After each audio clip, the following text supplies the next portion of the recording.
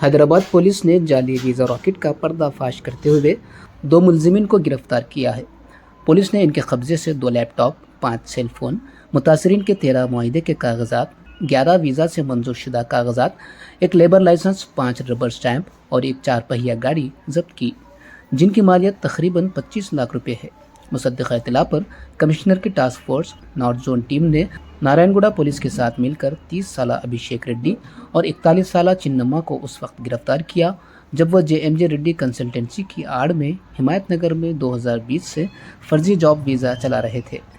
इतवार को पुलिस के एक बयान में कहा गया कि उन दोनों ने जाली वीज़ा और बैरून मुल्क मुलाजिमत की पेशकशें जारी की, जिससे तकरीबन 25 मुतासरीन को 83 लाख रुपए का धोखा दिया गया।